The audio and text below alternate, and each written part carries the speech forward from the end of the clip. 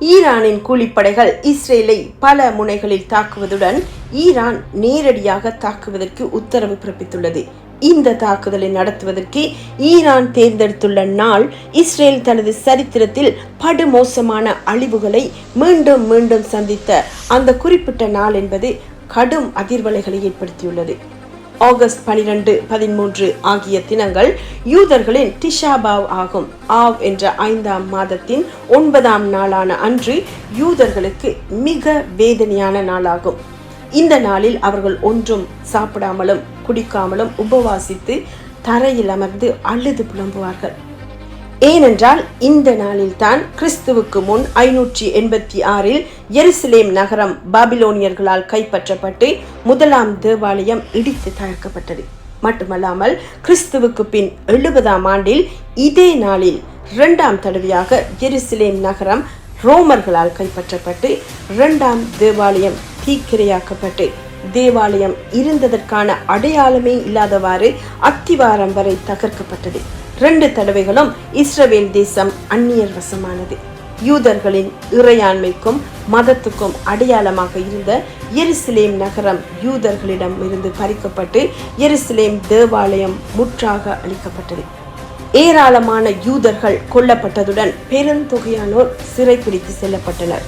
அது மட்டுமல்ல, யூதர்கள் மேலும் பல பேரழிவுகள், படுகொலைகள், சித்திரவதைகள், நாட்டை விட்டு துரத்தப்படுதல் போன்ற கடும் துயரங்களை ஜூலை, ஆகஸ்ட் மாதங்களில் வரும் இதே நாளில் சந்திக்க நேர்ந்தது.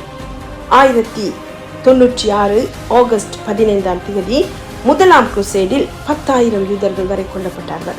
1290 ஜூலை 18ஆம் தேதி யூதர்கள் இங்கிலாந்தில் இருந்து துரத்தப்பட்டார்கள்.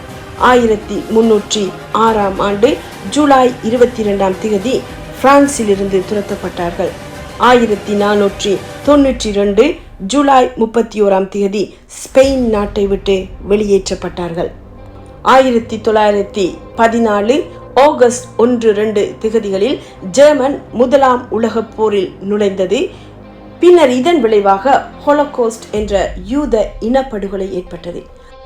1941 ஆகஸ்ட் 2ஆம் தேதி ஹோலோகாஸ்ட் என்ற யூத இனப்படுகொலைக்கான அனுமதியை நாட்சி கட்சி வழங்கியது. 1942 ஜூலை 23ஆம் தேதி வார்சோவில் இருந்து பெருந்தொகையான யூதர்கள் நாடு கடத்தப்பட்டனர். 2005 ஆகஸ்ட் 15ஆம் தேதி 9,000 யூதர்கள் காசாவை விட்டு வெளியேற்றப்பட்டனர். உலகிலேயே அதி உச்சக்கட்ட வேதனைகளையும் இழப்புகளையும் சந்தித்த யூதர்களுக்கு ஏன் இந்த ஒரு நாள் துர்ப்பாக்கியமாக இருக்கிறது தெரியுமா? தேவன் ஆபிரகாமுக்கு வாக்களித்தபடியே வாக்குத்தத்த தேசமாகிய இஸ்ரவேல் தேசத்தை சுதந்தரித்துக் கொள்வதற்கு மிக அருகில் வந்த பின் மோசே 12 வேவுகாரர்களை தேசத்துக்குள் அனுப்பினான்.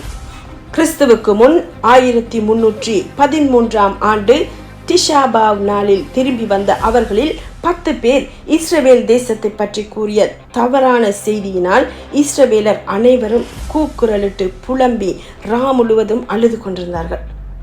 பாலும் தேனும் ஓடுகிற ப்ராமிஸ் லேண்டின் நன்மையை அனுபவிக்க வேண்டிய நேரத்தில் தவறான செய்தியினால் நாங்கள் செத்து போனால் நலம் என கூறி தேவனை நம்பாமல் கலகம் பண்ணினார்கள். இதனால் தேவன் கடும் கோபம் கொண்டு மோசேயை தவிர அவர்கள் அனைவரையும் அதே நாளில் அழிக்க முடிவெடுத்தார்.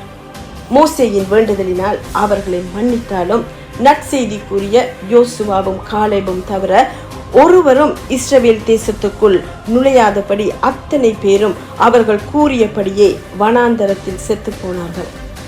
கடும் கோபத்துடன் தேவன் தமது முகத்தை இஸ்ரவேலை விட்டு திருப்பிக் கொண்ட இந்த நாளில் 2024ஆம் ஆண்டு ஈரான் பல முனைகளில் இஸ்ரேலை தாக்கப் போவது பலரை திகிலடைய செய்துள்ளது. தேவன் எப்போதும் தவறுகளுக்காக தண்டித்த பின் அவர்களுக்கு இரக்கம் செய்வதாக வாக்களித்ததால் இந்த நாளில் நன்மை உண்டாகும் என்ற நம்பிக்கையும் இஸ்ரவேலரிடம் உண்டு. மோசேயைப் போல அவர்களுக்காக தேவனிடம் பரிந்து பேசுவோம். இஸ்ரவேலர் அழிவுகளை சந்திக்க நேரிட்டாலும் தேவன் தமது வார்த்தையை நிறைவேற்றுவார்.